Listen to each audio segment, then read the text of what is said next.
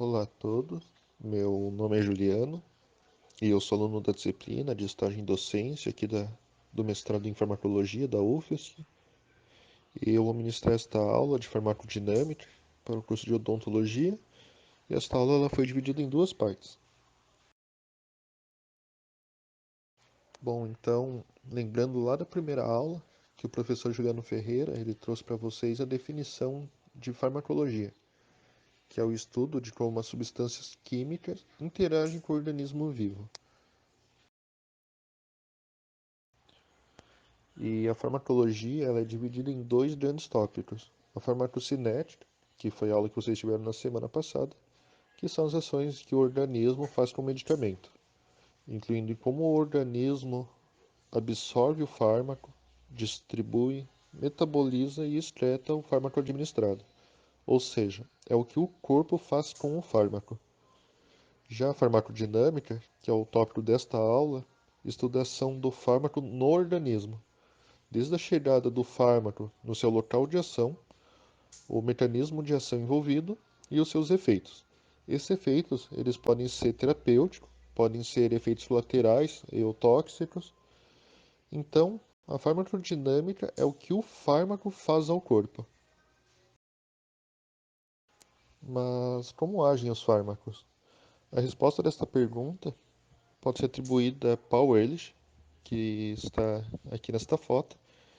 Então ele atribuiu que um fármaco só vai ter ação quando estiver ligado a algo, assim como está aqui ilustrado.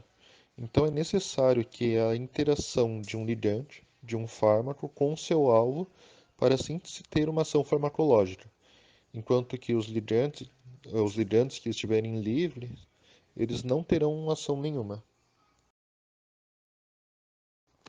E a interação entre o fármaco e o seu alvo, ela se dá de maneira puramente química, sendo que a grande maioria dos fármacos realizam ligações frágeis com seus receptores, por exemplo, ligações do tipo de forças de Van der Waals. Porém, a gente tem exemplos de ligação forte também, como ocorre com o omeprazol, que é um fármaco utilizado em caso de acidez estomacal. O omeprazol se liga a bombas de prótons de forma covalente. Então, no momento que ele se liga nas bombas, ele não se desliga mais. Esse é um dos motivos do omeprazol ter um efeito duradouro, porque a célula ela só vai ter atividade da sua bomba restabelecida depois que produzir uma nova bomba de próton. Então essa implicação das forças de ligação são bastante importantes para a farmacologia e a gente vai ver um pouco mais disso mais para frente. Então, voltando que a ação do fármaco depende da interação deste com um alvo, quais seriam estes alvos? Chamados de alvos farmacológicos, eles são divididos em dois grupos: os alvos farmacológicos proteicos, que podem ser receptores. Esses vão receber bastante destaque na nossa aula, mas também podem ser enzimas, como a enzima ciclooxigenase, que é alvo da aspirina. Podem ser transportadores, como os transportadores de sódio, que são inibidos pelos diuréticos. Pode ser canais iônicos, como a xilocaína, que é um fármaco que vai agir sobre esses canais. E, e os alvos farmacológicos também podem ser de origem não proteica, que podem ser os ácidos nucleicos, por exemplo. Tem a de ação deste fármaco, tem os ácidos nucleicos de bactérias, onde vai agir os antimicrobianos, e também os fármacos utilizados no tratamento de câncer. Notem que o termo receptor aqui destacado, ele não é sinônimo de proteína, não é sinônimo de enzima, transportadores e nem de canais iônicos. Receptores, então, eles são proteínas que possuem um ou mais sítios de ligação que, quando ativados por ligantes de origem endógena ou origem exógena, eles vão desencadear uma resposta fisiológica. Então, a diferença, então, de um receptor farmacológico para os demais alvos farmacológicos é que o receptor está lá na célula, na sua forma inativa, com algumas exceções que a gente vai ver mais para frente, e ela passa desta forma inativa para a forma ativa a partir da ligação de um ligante. A partir do momento que esse ligante se liga no sítio, né? Diferente do DNA, das enzimas, dos canais iônicos dependendo de voltagem, dos transportadores que estão lá na célula desempenhando já suas atividades. Eles não dependem, né, de um ligante para desempenhar suas atividades. Então, aqui, antes de seguir, é interessante ressaltar que o termo receptor está para a farmacologia do mesmo modo que a homeostasia está para a fisiologia e o metabolismo está para a bioquímica, ou seja, são extremamente importantes para a farmacologia. Então, essa relação de ligante-receptor é bastante importante para os efeitos do medicamento. E este ligante, que é capaz de desencadear um efeito biológico ao se ligar no receptor, ele é chamado de agonista.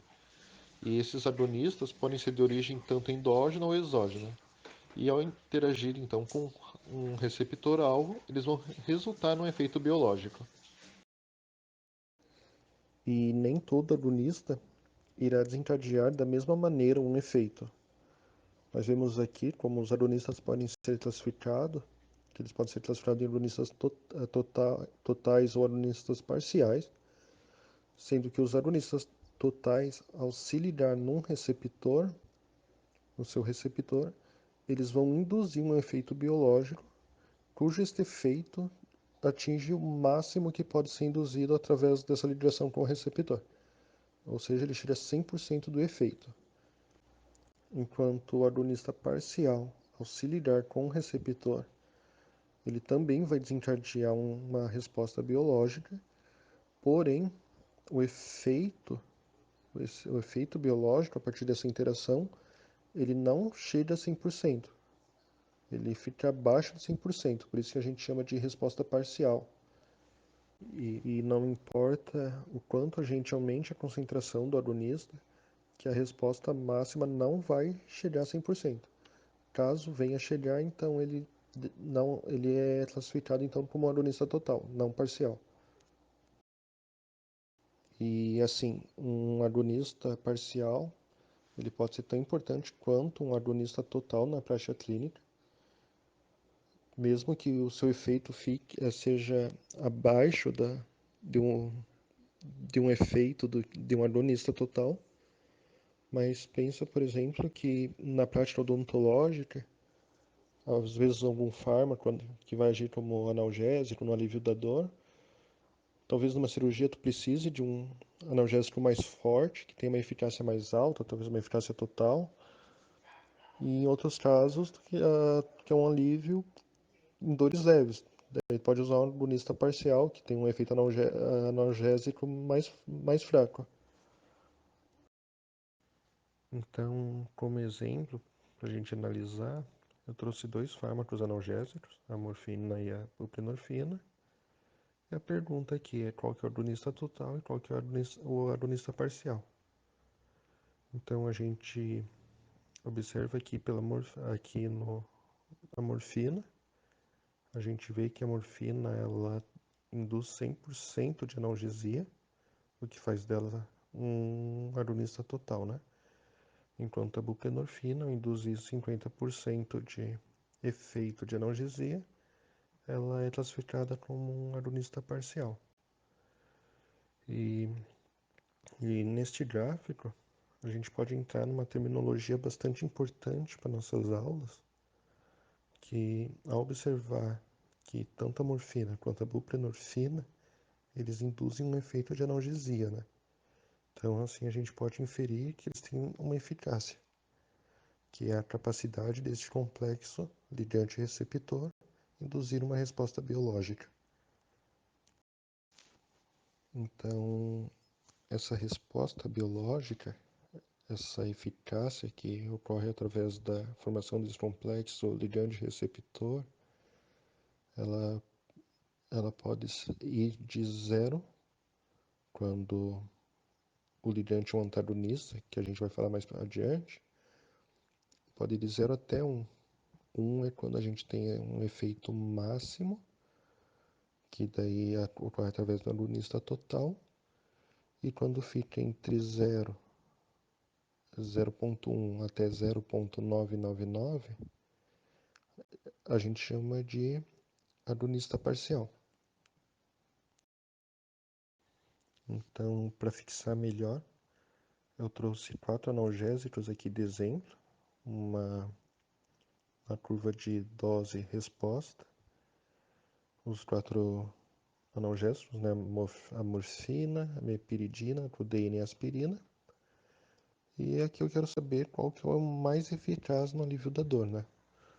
Então, por mais que a gente veja no gráfico que a morfina ela precise de uma menor dose para induzir a mesma resposta que a meperidina, a gente como eu perguntei qual que tem a melhor eficácia, elas são igualmente eficazes, né? As duas induzem 100% de resposta no alívio da dor.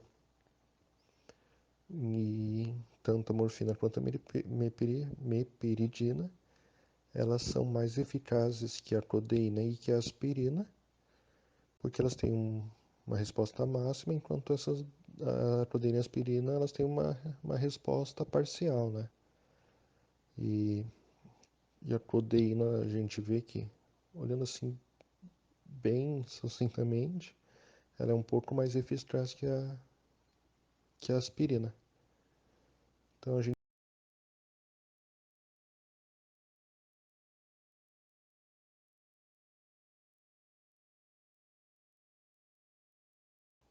um outro conceito importante para a farmacologia e para nossas aulas é a da potência, que refere-se à concentração em que um fármaco produz 50% da sua resposta máxima, a chamada CS50. E então a potência está diretamente relacionada à afinidade, ou seja, a capacidade de ligação ao receptor, isso é a definição de afinidade, e da eficácia, que é a capacidade de ativá-lo, né? De ativar o receptor, induzir uma resposta biológica. Vale ressaltar aqui que afinidade não tem relação direta com efeito. Porém, se a afinidade é baixa, precisa-se de uma maior dose para induzir um efeito, né? E se a afinidade for alta, às vezes uma dose mais baixa já é o suficiente.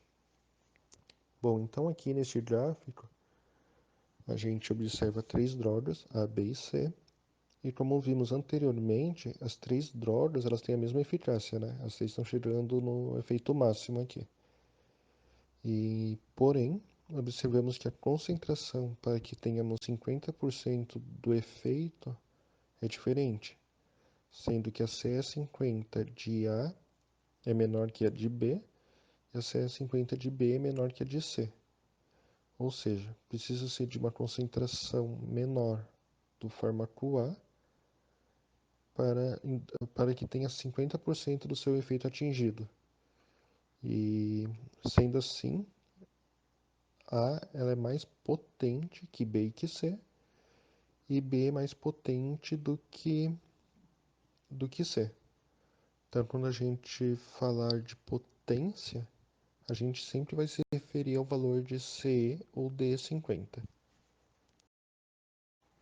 Então, para elucidar um pouco melhor, a gente observa aqui quatro drogas diferentes, A, B e C.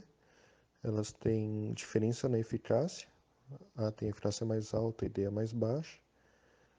Porém, elas têm a mesma potência.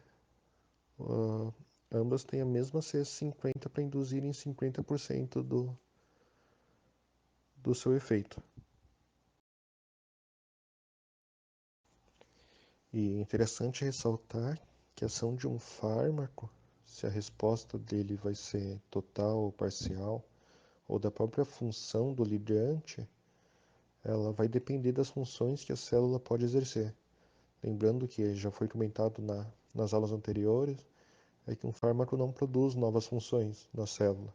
Na verdade, ele regula, ele modula aquelas funções que a célula realmente pode exercer. Por exemplo, a molécula de angiotensina, nos vasos, ela tem uma ação vasoconstritora, enquanto na adrenal, ela atua como reguladora da produção de alguns hormônios. E outro ponto que é bastante importante para a farmacologia que é a seletividade, que é a diferença que uma determinada molécula biológica ativa tem para dois ou mais processos. Aqui a gente tem a dopamina como exemplo, que em doses baixas, em certas doses ela ativa apenas receptores dopaminérgicos, mas conforme vai aumentando a dose de dopamina, ela vai interagindo com outros receptores, como alfa-adrenérgico e beta-adrenérgico.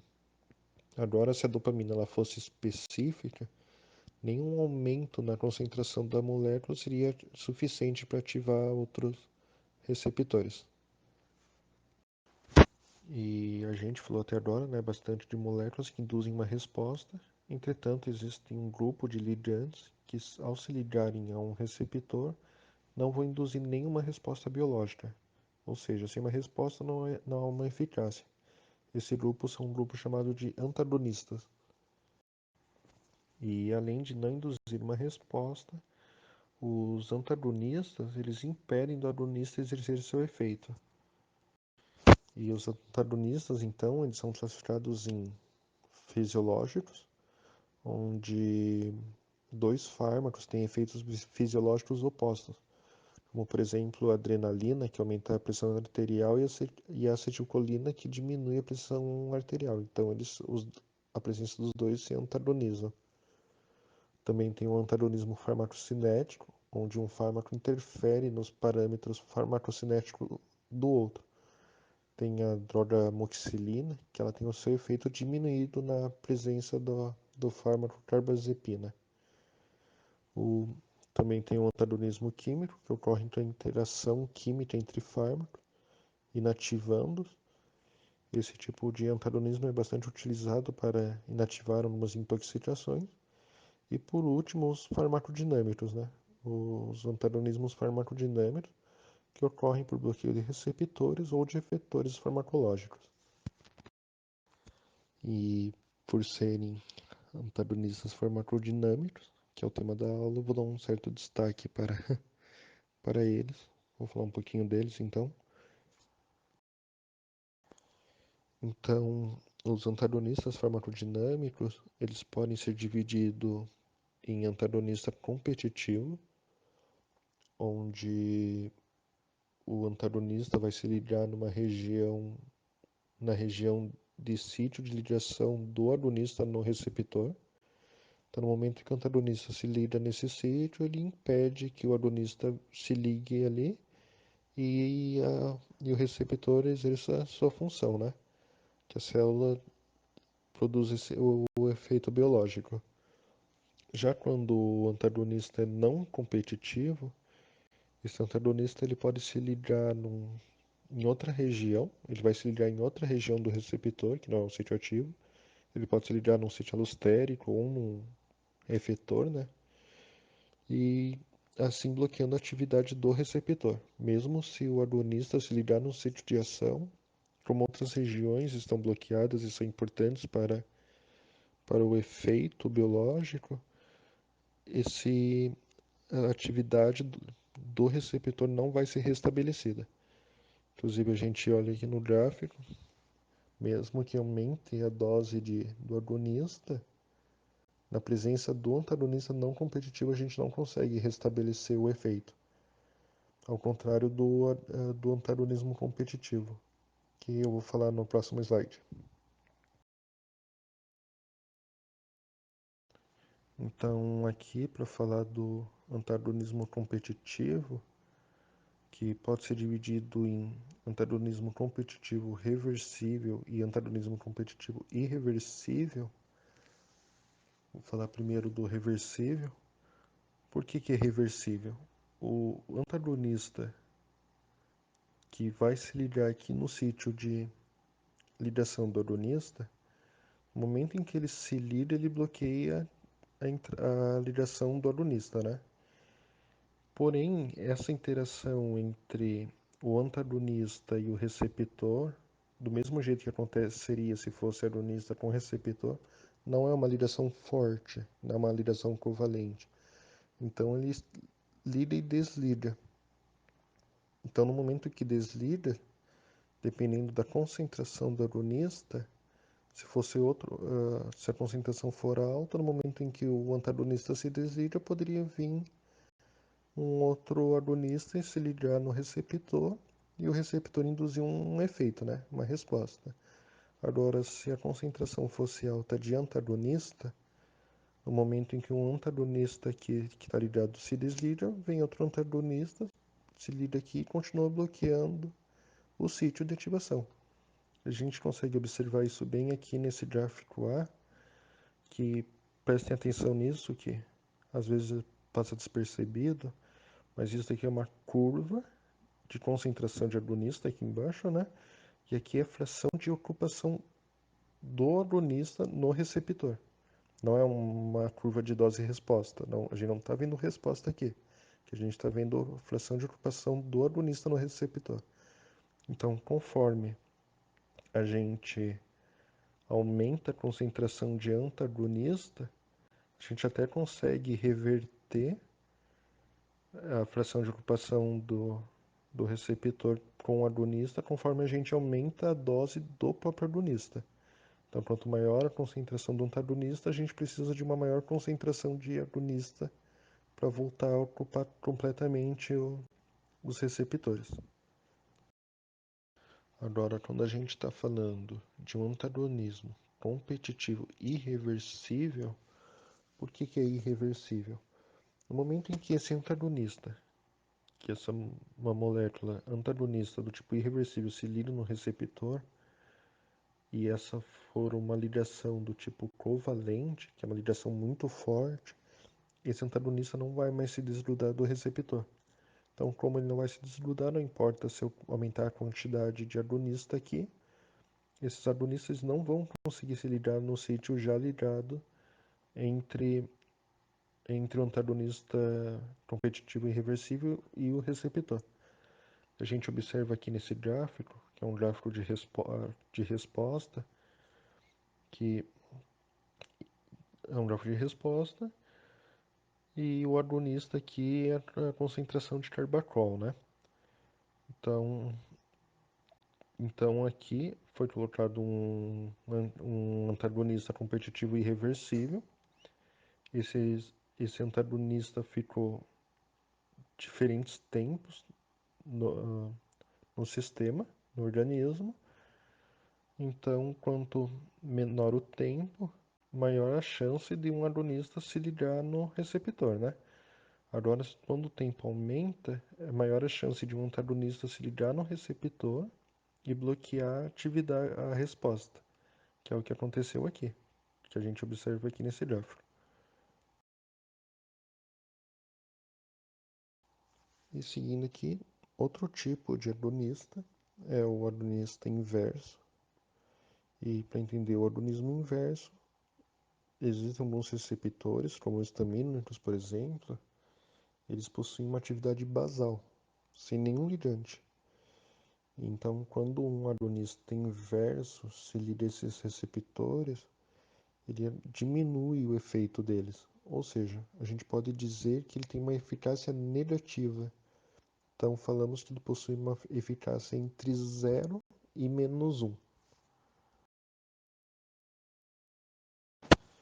Então, para terminar essa primeira parte da aula, um último conceito aqui bastante importante para farmacologia, que é dessensibilização, ou a taquifilaxia, que, que é quando um fármaco diminui seu efeito no organismo, quando ele é administrado de uma maneira repetida, de uma maneira contínua, provocando então uma tolerância, né?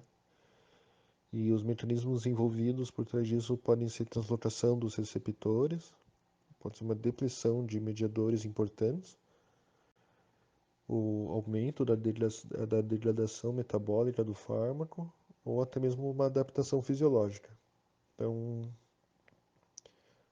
esses mecanismos, né, inclusive o nome taquifilaxia, que vem do grego proteção rápida, é como se o organismo estivesse se protegendo daquela exposição contínua de tal fármaco. Então, essa é a primeira parte da aula. A segunda parte eu vou falar um pouco mais dos aspectos moleculares da farmacodinâmica. Então, até a parte 2.